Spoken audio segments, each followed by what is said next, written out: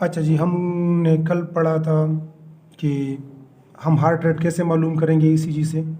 तो उसके हमने दो तरीके बताए थे।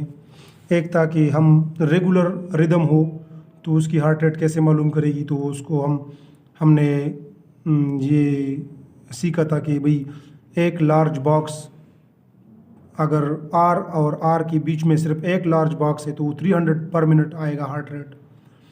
और अगर एक आर और दूसरी आर के बीच में जितनी भी ज़्यादा बॉक्सेस बनेंगे तो उन बॉक्सेस के नंबर को हम 300 पे डिवाइड करेंगे, 300 को उस नंबर्स पे डिवाइड करेंगे तो उससे हमारा हार्ट रेट निकलेगा।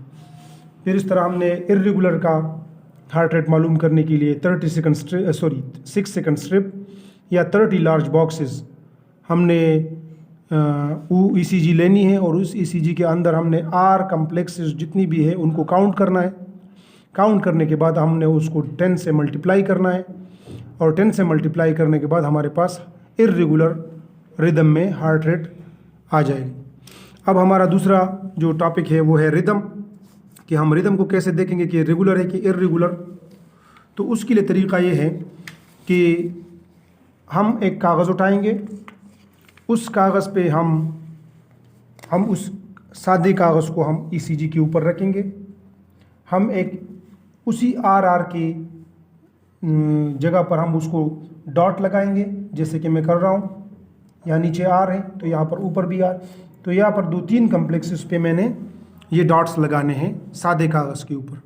फिर मैं उस सादे कागज़ को, तो हम उन्हीं डॉट्स को, जो डॉट्स हमने लगाए हैं आर के ऊपर इस सादे कागज़ के ऊपर, इस डॉट्स को हम दूसरे डॉट्स के साथ मिलाएंगे।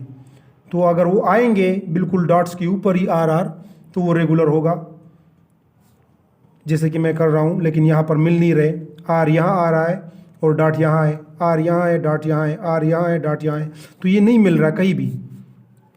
जिस तरह की यहाँ पर जो पहले मैंने इसको डॉट्स लिए थे, तो ये डॉट्स अभी बाकी ईसीजी में कहीं मैच नहीं हो रहे। ठीक है, तो जब मैच नहीं हो रहे तो इसका मतलब है कि ये इर्रेगुलर है। रेगुलर कैसा होगा? रेगुलर ऐसा होगा कि ये कम्प्लेक्सेस बनेंगी, इस तरह एक ख़ास डिस्टेंस पे कम्प्लेक्सेस बनेंगे, और अगर मैं यहाँ पर डॉट्स लगाता हूँ तो इसको मैं कहीं भी लेके जाऊँगा तो ये डॉट्स उसी डॉट्स के ऊपर ही आएंगे। ये देखें, तो जब ये डॉट्स बिल्कुल एक दूसरे के ऊपर हर जगह एक जैसे आ रहे हो तो ये रेगुलर है। और जैसे कि यहाँ पर मैंने डॉट्स लगाए, अब ये डॉट्स में आगे लेके जाता हूँ तो आगे मिल नहीं रहे, उल्टे पुल्टे आ रहे हैं, तो ये इर्रेगुलर है। तो रिदम को हम मालूम करते हैं और रिदम में हम ये चीज़ देते हैं कि रेगुलर है कि इर्रेगुलर है। रेगुलर नॉर्मल है, इर्रेगुलर एबनॉर्मल है। ठीक है जी। अब हम तीसरी तरफ जाएंगे, पी वेव। तो हम पी वेव को देखेंगे कि भाई पी वेव है कि नहीं है, और अगर है तो वो नॉर्मल है कि एबनॉर्मल है। उसके लिए क्या क्राइटेरियाज हैं?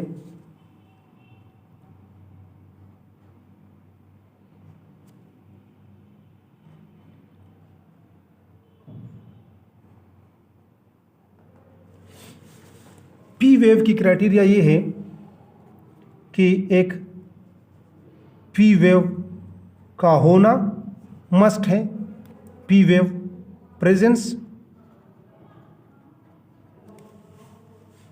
और पी वेव का हर क्यूआरएस से पहले प्रेजेंस, तो बिफोर ईच क्यूआरएस।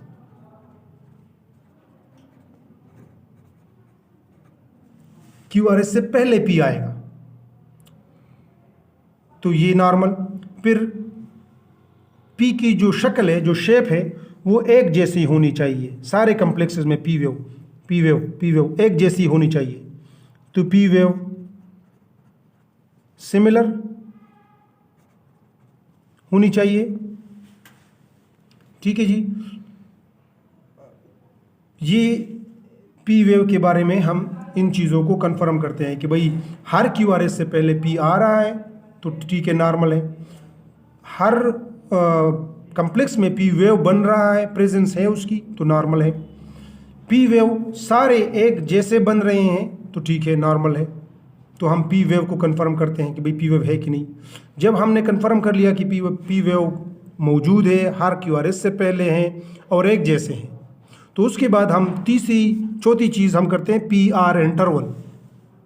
तो हम पी आर इंटरवल को नापते हैं, जो हमने कहा था कि P R interval normally less than, P R interval हमेशा लेस देन 5 स्मॉल स्क्वायर या 5 mm या 0.20 सेकंड के बराबर होना चाहिए, कम होना चाहिए। अगर इससे ये बढ़ेगा तो ये एबनॉर्मल होगा। अभी हम एबनॉर्मलिटीज़ की बारे में बात नहीं कर रहे हैं, वो हम बाद में बात करेंगे कि एबनॉर्मलिटीज़ क्या और किस तरह। हम नॉर्मल पढ़ रहे हैं। तो P के बाद हमने पी आर इंटरवल को नापना है। पी आर इंटरवल हमारे पास हमेशा नॉर्मल ECG में लेस देन 5 स्मॉल स्क्वायर या लेस देन 5 mm या लेस देन 0.20 सेकंड आना चाहिए। तो पी वेव को हम कैसे नापते हैं? P के स्टार्ट से लेकर जहां पर P स्टार्ट हो रहा है, Q के स्टार्ट तक, तो जहां पर Q स्टार्ट हो रहा है, Q कहां पर स्टार्ट होता है? जहां से ये नीचे डिफ्लेक्शन करता है, जहां से ये एंगल लेता है नीचे की तरफ आने की तरफ, बेस लाइन से नीचे। बेस लाइन क्या है? बेस लाइन एक इमेजिनरी लाइन है जो हम इस जगह को कंसिडर करते हैं, जो जहां पर ECG की आइसोइलेक्ट्रिक लाइन है, इसको हम बेस लाइन कंसिडर करते हैं। तो जहां पर ये मुड़ रहा है नीचे बेस लाइन से, उसी जगह को हम Q वेव कहते हैं। तो पी आर इंटरवल जो है ये असल में P Q के बीच में, P के स्टार्ट और Q के स्टार्ट के बीच में जो फासला है उसको हम पी आर इंटरवल कहते हैं। तो P के स्टार्ट से लेकर Q के स्टार्ट तक ये एरिया हमारे पास पी आर इंटरवल है, और इस एरिया को हम नापते हैं बॉक्सेस के हेल्प से। तो अगर 5 स्मॉल स्क्वायर से ये बढ़ रहा है तो एबनॉर्मल, 5 स्मॉल स्क्वायर से के अंदर है तो ये नॉर्मल। इसके अलावा पी आर इंटरवल सिर्फ एक कम्प्लेक्स में नहीं, बल्कि जो लॉन्ग लीड है, लीड 2 जो हमने सेलेक्ट किया था, उस लॉन्ग लीड में हर जगह ये इक्वल होना चाहिए। अगर यहां पर ये 5 mm आ रहा है तो यहां पर भी ये 5 mm ही होगा, और यहां पर भी ये 5 mm ही होगा। तो तब हम कह सकते हैं कि पी आर इंटरवल नॉर्मल है और लेस देन 5 स्मॉल स्क्वायर। ये क्लियर हुआ भाई? इसके बाद हमारा जो पांचवी चीज़ है, हम जबकि ECG को रीड करते हैं तरीका, तो उसमें पांचवी चीज़ हमारे पास आती है QRS ड्यूरेशन, कि ईच QRS के बीच में कितने स्मॉल स्क्वायर्स आते हैं। तो ये QRS ड्यूरेशन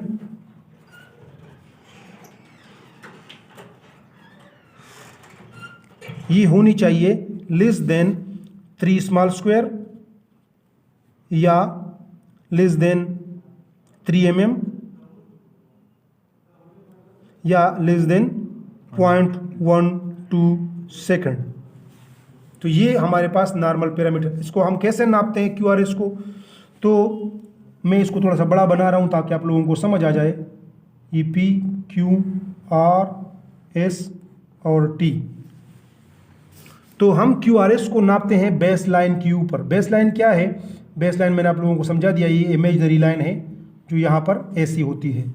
तो इसी बेस लाइन के ऊपर ही हम इसको नापते हैं।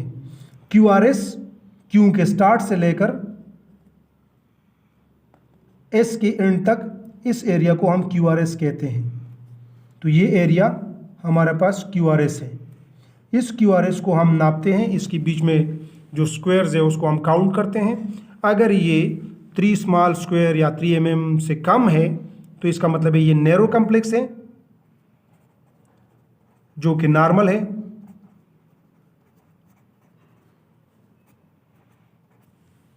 और अगर ये 3 स्मॉल स्क्वायर से QRS ब्रॉड है तो इसको हम कहते हैं ब्रॉड कॉम्प्लेक्स, जो कि एबनॉर्मल है। एबनॉर्मेलिटीज हम बाद में पढ़ेंगे। तो QRS की नैरो होना मस्ट है। QRS अगर ब्रॉड आए तो इसका मतलब है कि कोई मसला है वेंट्रिकल्स में, जिसकी वजह से कंडक्शन स्लो हो रही है और जिसकी वजह से क्यूआरएस ब्रॉड हो रही है। यहाँ तक समझ में आ गया? ठीक जी।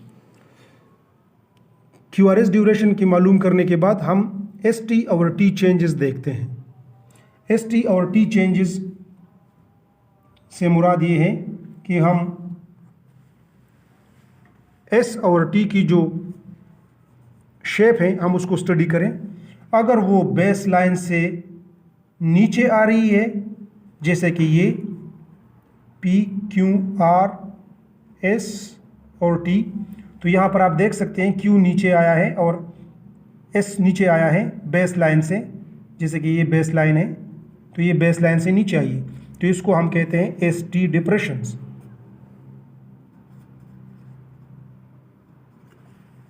जो कि इस्कीमिया शो करता है। फिर इसके अलावा अगर ये ST एलिवेटेड आ जाए, जैसे कि ये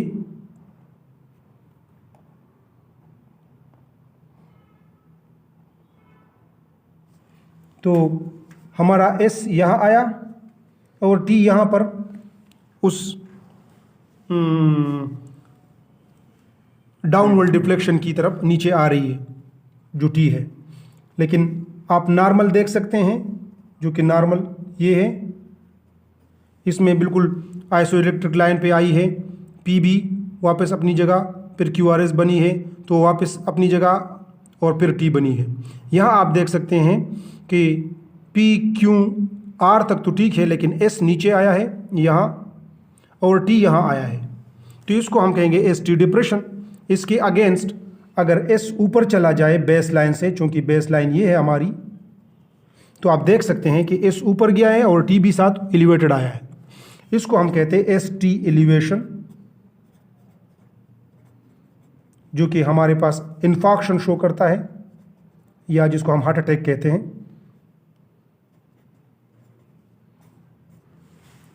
इसके अलावा तीसरी ST चेंजेस जो है वो T वेव इन्वर्जन की है।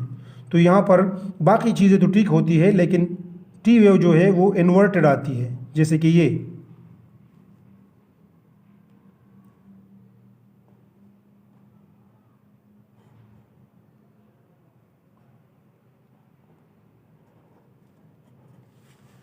इसको हम कहते हैं T वेव इन्वर्जन।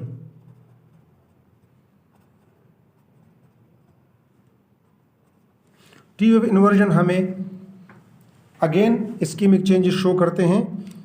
हम फिर इसके ऊपर डिसाइड करते हैं कि भाई ये एंजाइना पेन है या कोई इस्कीमिया हो रही है और मज़ीद कुछ चीज़ हो सकती है।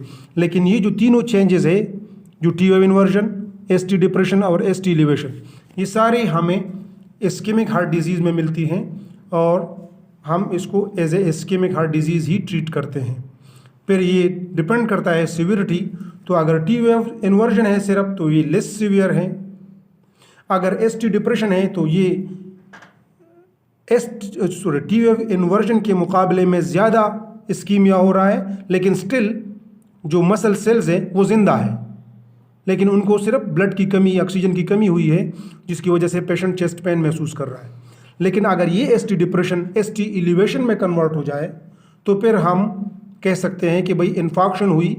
इसका मतलब कि सेल, जो हार्ट मसल्स के जो सेल्स है उनकी डेथ स्टार्ट हुई, जिसको हम इन्फार्क्शन कहते हैं, और ये सबसे सीवियर फॉर्म है इस्कीमिक हार्ट डिजीज़ की।